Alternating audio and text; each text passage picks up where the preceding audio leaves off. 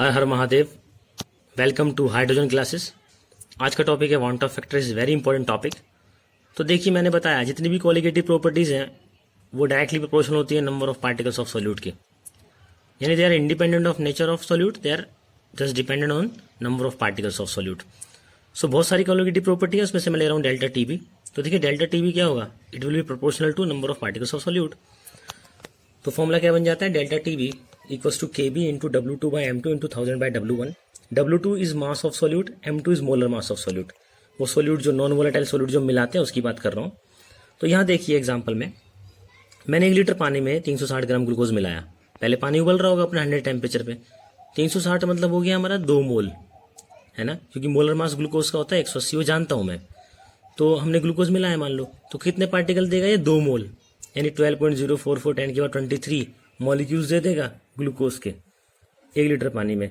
तो एक्सपेरिमेंटली जब ये किया जाएगा, डेल्टा टीबी वगैरह सब पुट किया जाएगा, तो M2 निकल के आएगा 180 ग्राम पर मोल आएगा। एक्सपेरिमेंटली मैंने बताया ये आएगा ही, चाहे आप कभी करके देखेंगे एक्सपेरिमेंट तब भी आएगा।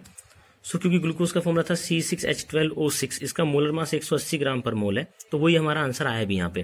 तो इसे कहा जाता है नॉर्मल मोलर मास। ये जो निकल के ऐसे बोलते हैं नॉर्मल मोलर मास, नॉर्मल है, जो मतलब होना चाहिए था वही है। जैसे कि मैंने बताया ग्लूकोज कैसे निकालते हैं, molar mass 6 into 12 plus 12 into 1 plus 6 into 16 equal to 180 gram per mole इसका मोलर मास आता है। लेकिन आप यहाँ देखिए, जब मैंने 1 मोल NaCl मिलाया, यानी 58.5 ग्राम NaCl मिलाया 1 लीटर पानी में, तो भी उसने पार्टिकल 2 मोल दिए। ऐसा क्यों हुआ? पार्टिकल 1 मोल NaCl मिलाने पे 2 मोल क्यों मिले? 1 मोल ही मिलने चाहिए थे, 6.022 10 की पावर 23 मिलने चाहिए थे। 1 मोल में तो इतना ही होता है। लेकिन हुआ क्या, NaCl जब पानी में गया तो खाली NaCl नहीं मिला, वो Na प्लस Cl में टूट गया। तो देखिए हुआ क्या, we get 2 moles of ion. क्यों? NaCl, मुझे 1 मोल पहले NaCl मिले थे, पर 1 मोल NaCl किस में टूट गया, 1 मोल Na में और 1 मोल Cl में। तो पार्टिकल कितने मिले, 2 मोल। तो पार्टिकल मिले मुझे 2 मोल, यानी 12.044 10 की 23 मिले। तो इससे क्या हुआ, पार्टिकल हमारे डबल आए।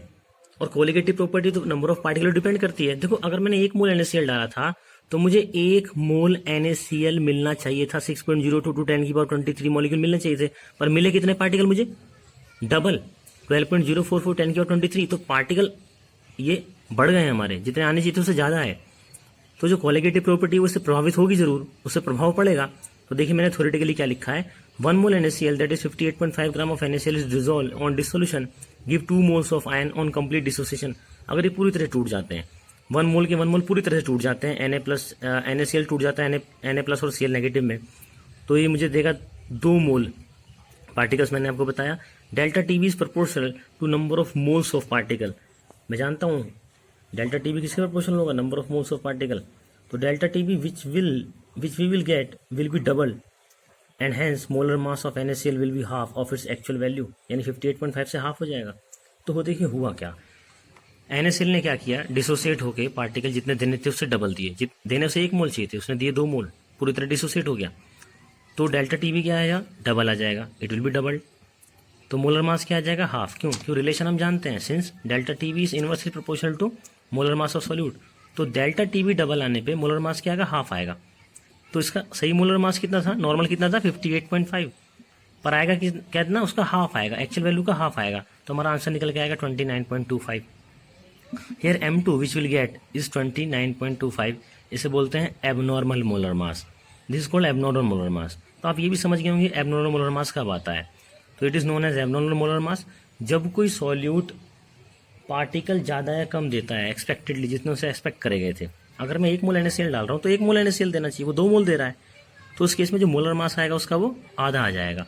तो देखिए नॉर्मल मोलर मास कितना था, नॉर्मल मोलर मास कैसे निकालेंगे, 2 इंटू 29.25, उसे डबल कर दो 29.25 को, तो आ जाएगा 58.5। तो 2 मल्टीप्लाई करने पे आया ना नॉर्मल, तो एबनॉर्मल था 29.25, तो एबनॉर्मल था, उसमें जब 2 मल्टीप्लाई करा तब नॉर्मल आया। तो हमारा 2 जो होता है, दिस 2 इज आई, यानी वांट ऑफ फैक्टर है। ये 2 यहाँ पे वांट ऑफ फैक्टर यानी आई फैक्टर है। तो वांट ऑफ फैक्टर एक करेक्शन पैरामीटर है, एक करेक्शन फैक्टर है। उसे अगर एबनॉर्मल मोलर मास से मल्टीप्लाई कर दिया जाएगा, हमारे पास क्या आ जाएगा, नॉर्मल मोलर मास। आप यहाँ से ये बात समझ चुके हैं। तो देखिए फॉर्मूला मैंने लिखा, normal molar mass equals to i into abnormal molar mass. तो पहला फॉर्मूला देखिए यहाँ से बन गया है हमारा, I equals to normal molar mass by abnormal. Abnormal को अगर आई से मल्टीप्लाई कर दूंगा तो क्या आ जाएगा, नॉर्मल मोलर मास।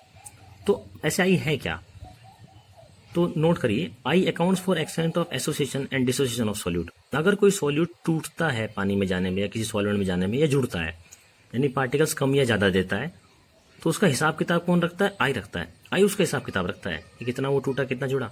जैसे NaCl में पार्टिकल 2 मोल दिए, डबल हो गया था, तो मोलर मास हाफ हो गया था, तो मैंने 2 से मल्टीप्लाई कर दिया, तो आई वहाँ पे 2 हो गया। आगे समझाऊंगा इस बात को।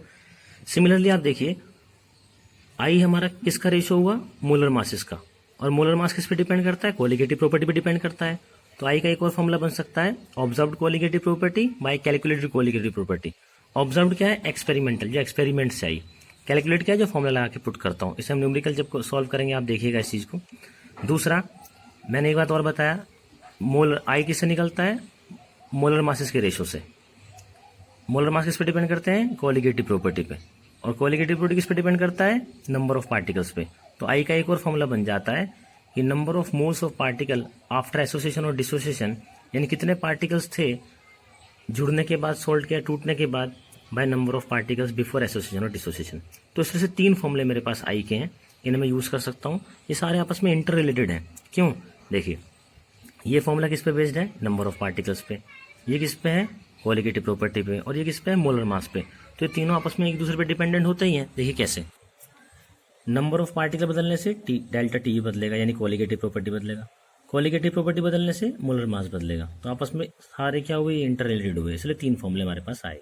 और आप ये भी जान गए हैं कि आई को अगर मैं इस तरफ मल्टीप्लाई कर देता हूँ, असल में इस तरफ मल्टीप्लाई होने का मतलब हुआ डेल्टा टीबी के डिवाइड में है। आई वहाँ 2 था, NaCl वहाँ पे 2 मोल दे रहा था, तो उसे अगर मैं 2 से डिवाइड कर दूंगा तो 1 मोल रह जाएगा। तो मास क्या आ जाएगा? नॉर्मल आ जाएगा। असल में इसके मल्टीप्लाई में मत समझो, इसे कोलिगेटिव प्रॉपर्टी के डिवाइड में समझो। तो आई जो था वो डेल्टा टीबी के डिवाइड में था, इधर जाके वो मल्टीप्लाई बन जाता है। तो सीधा फैक्टर मैं आपको बताना चाहूँगा, जब भी कभी मोलर मास की तरफ आप आई मल्टीप्लाई करेंगे तो जो एबनॉर्मल वैल्यू होगी वो नॉर्मल में कन्वर्ट हो जाएगी। तो अगर हमें न्यूमेरिकल करना है, कैसा? जब कोई सॉल्यूट एसोसिएट और डिसोसिएट हो रहा था पानी में जाने पे या किसी और सॉल्वेंट में जाने में, तो वो पक्का आंसर गलत देगा, वो एबनॉर्मल मोलर मास देगा। यदि इसे मैं नॉर्मल मोलर मास में कन्वर्ट करना चाह रहा हूँ तो मुझे मोलर मास की तरफ आई मल्टीप्लाई करना होगा, उसके लिए मुझे आई निकालना होगा। इसलिए बहुत इंपॉर्टेंट है। तो बात क्या है? बात यह है, when a solute undergo association और डिसोसिएशन, जब सॉल्यूट एसोसिएशन और डिसोसिएशन दिखाता है सॉल्वेंट में, तो उसका जो मोलर मास आता है वो एबनॉर्मल आता है। उसे नॉर्मल बनाने के लिए मुझे वो फैक्टर पता होना चाहिए कि कितना उसने गलत दिखाया, कितना वो एबनॉर्मल था। और वो उसका हिसाब किताब कौन रखता है? आई रखता है। आई को पुट कर दूंगा, हमारा नॉर्मल मोलर मास निकल के आ जाता है। अब देखिए, आई जो है वो डिपेंड करता है कि कितना सॉल्यूट टूटा। तो मैंने पहले बताया आपको इलेक्ट्रोलाइट्स क्या होते हैं। इलेक्ट्रोलाइट वो सब्सटेंस हैं जो पानी में जाने पे आयंस में डिसोसिएट हो जाते हैं। जैसे एसिटिक एसिड देखिए, इट इज़ एसिड, एसिड बोलते हैं जो H+ देते हैं।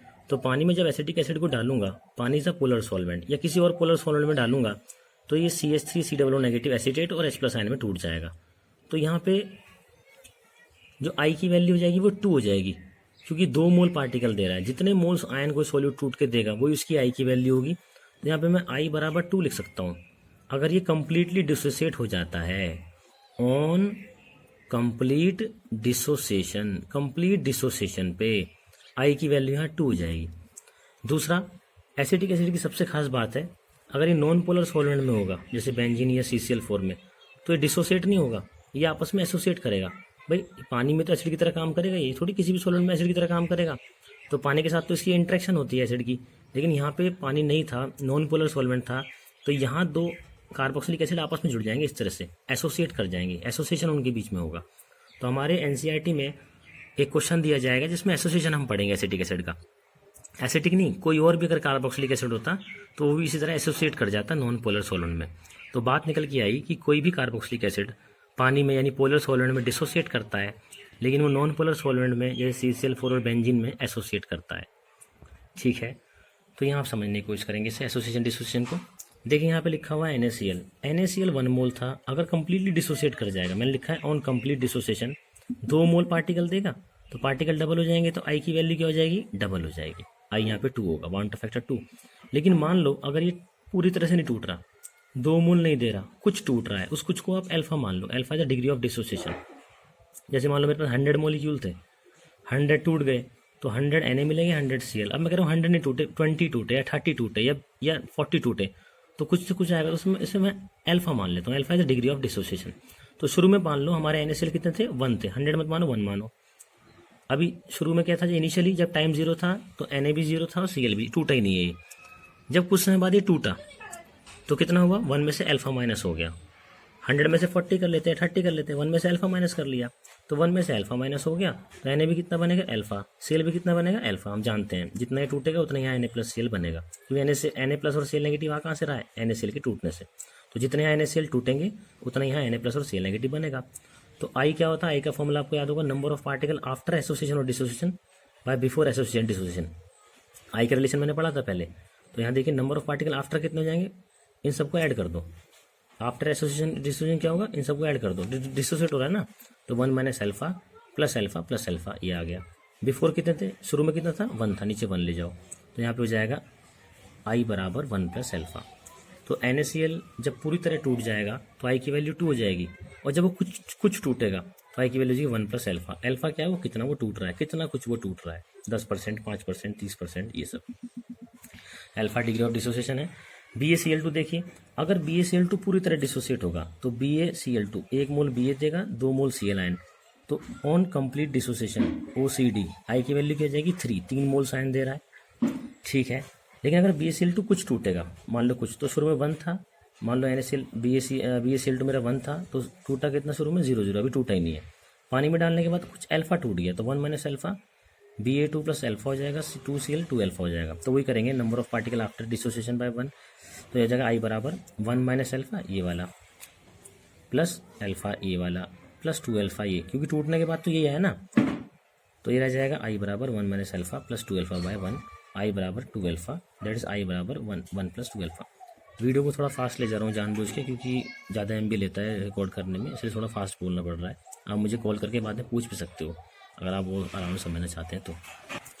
सो यहाँ देखिए एसिटिक एसिड है, ये एसोसिएट करेगा तो 2CH3COOH है, नॉन पोलर सॉल्वेंट लिया, एसोसिएशन होगा, आपस में जुड़ेंगे तो अगर कंप्लीटली एसोसिएट कर गया तो I की वैल्यू हो जाएगी हाफ। मान लो अगर 100 मोलिक्यूल रहे होंगे तो जुड़ने के बाद तो 50 स्पीसीज रह जाएंगे ना, खाली हाफ हो जाता है, तो जो भी यहाँ होगा उसका हाफ रह जाएगा अगर कंप्लीटली एसोसिएट करता है तो। लेकिन मान लो कुछ जुड़ रहे थे, तो यहाँ से मान लो मेरे पास 1 थे शुरू में मॉलिक्यूल्स, 1 में से कितने कम हो गए, अल्फा। जितने भी कम होंगे वहाँ जाके क्या हो जाएंगे, हाफ हो जाएंगे। मान लो यहाँ से 100 मॉलिक्यूल थे, 100 में से 20 कम हुए तो यहाँ 20 के 20 आपस में जुड़ के क्या बना लेंगे, 10 स्पीसीज बना लेंगे, ठीक है। तो ऐसे यहाँ पे शुरू में 1 था, 1 में से अल्फा कम हुई तो यहाँ क्या रह जाएगा, अल्फा बाय 2, आधे रह जाते हैं। तो I क्या हो जाएगा, number of particle after association, तो एसोसिएट करने में कितने रहे, 1 minus alpha plus alpha by 2। Before कितना हो जाएगा, 1। यहाँ 1 इसलिए लिया गया है ताकि कैलकुलेशन करना ईजी रहे, यहाँ 1 पुट कर लें, 100 लेते तो 100 पुट करना पड़ता, कॉम्प्लिकेशन आती। तो यहाँ देखिए फॉर्मूला क्या बन जाएगा, 1 माइनस अल्फा बाय 2। ये कब है हमारा, जब कुछ एसोसिएट को हुआ था। एक न्यूमेरिकल से आप पूरी बात समझ जाएंगे, आइए देखते हैं। देखिए बुक वाला क्या कह रहा है, 2 gram of benzoic acid C6H5COOH, मुझे पहले ही बता रहा है बेंजोइक एसिड मिला रहा हूँ, dissolve in 25 gram of benzene, benzene is a non polar solvent, है ना। तो क्या करेगा, एसोसिएट करेगा। मैं तुम्हें पहले ही बता रहा हूँ बेंजोइक एसिड बेंजीन में एसोसिएट करेगा। तो कह रहा है जब 2 ग्राम बेंजोइक एसिड मैंने 25 ग्राम बेंजीन में मिलाया, shows a depression in freezing point equal to 1.62 kelvin. तो फ्रीजिंग पॉइंट में जो डिप्रेशन आया, जो गिरावट आई, वो इतने की आई, it is delta TF।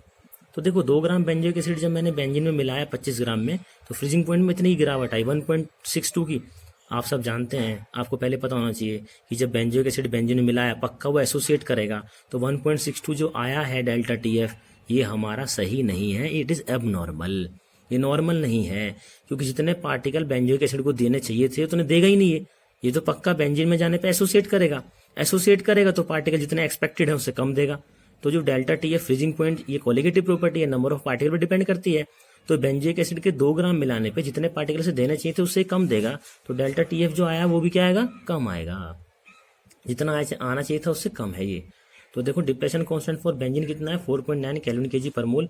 What is the percentage of acid if it's form dimer in solution. कह रहा है परसेंटेज बताओ इसके एसोसिएशन की जब ये डाइमर बना रहा था। डाइमर मतलब 2 मर्ज कर जाते हैं, जब 2 आपस में मिल जाते हैं तो डाइमर कहलाता है। देखो तो मैंने कितना लिया बेंजोइक एसिड, 2 ग्राम। KF की वैल्यू बेंजीन की मुझे पता थी, बेंजीन का मास मुझे पता है। डेल्टा TF ऑब्जर्व्ड भी कह सकते हैं या एक्सपेरिमेंटल भी कह सकते हैं। एक्सपेरिमेंट करने पे आया था ना, जब 2 ग्राम बेंजीन मैंने मिलाया, बेंजोइक एसिड मिलाया बेंजीन में, तभी आया 1.62। तो देखो आप M2 निकाल लो, M2 होगा यहाँ पे एबनॉर्मल मोलर मास, क्योंकि जो यहाँ पे 1.62 जो डेल्टा TF एक्सपेरिमेंटल पुट करूंगा ये तो हमारा एबनॉर्मल है, तो M2 भी है, नॉर्मल आएगा। KF की वैल्यू पता है, W2 पता है, W1 पता है, डेल्टा TF गिवन था 1.62, तो M2 आ गया 241.98 gram per mole. It is abnormal molar mass. क्यों एबनॉर्मल था? क्योंकि 1.62 क्या था, वो क्या था, नॉर्मल नहीं था। क्यों? क्योंकि पार्टिकल एसोसिएट कर चुके थे, तब ये आया है। तो देखिए, सिंस फॉर्मूला मुझे पता था, मैंने बेंजोइक एसिड मिलाया है, तो उसका नॉर्मल मोलर मास मैंने फॉर्मूले से निकाल लिया, तो मैं आई निकाल सकता हूँ। आई क्या है? Normal molar mass by abnormal molar mass. Normal 122 था, 241 एबनॉर्मल आया, क्योंकि एक्सपेरिमेंट से निकला। वो क्या होता है एक्सपेरिमेंट से? क्या होगा, एक्चुअल पार्टिकल की वजह से वो आएगा जितने वो दे रहा था, तो ये तो गलत आया, हमारा एबनॉर्मल है, तो हमारा क्या आ गया, आई आ गया। तो मैंने अभी बताया बेंजोइक एसिड था, शुरू में 1 ले लो, शुरू में 0 रहा होगा, इसमें से अल्फा कम हुए होंगे तो यहाँ अल्फा बाय 2 रह गया होगा, एसोसिएट करेगा। ये एग्जांपल मैंने एसिटिक एसिड की हेल्प से समझाया था, अभी आपको जस्ट सेम वही बता रहा हूँ। तो यहाँ पे आई बराबर बन जाएगा, आई बराबर 1 माइनस अल्फा बाय 2। देखिए रिलेशन आ गया। तो यहाँ पे मुझे आई पता है, वांट ऑफ फैक्टर, तो अल्फा आ जाएगा। मैंने पहले बताया I accounts for the extent of association dissociation. कोई कितना जुड़ रहा है, कितना टूट रहा है, उसका हिसाब किताब आई रखता है। एक बार मुझे आई आ जाएगा, आई की वैल्यू पुट कर दूंगा, अल्फा आ जाएगा। Alpha is degree of association, यानी लगभग 99.99 आया था ना, 100 से मल्टीप्लाई कर दो, तो लगभग 99% एसिटिक एसिड आपस में जुड़ चुका था, तब ये हमारा फ्रीजिंग पॉइंट इतना आया। Thank you very much. कोई डाउट होगा आप मुझे कॉल कर सकते हैं।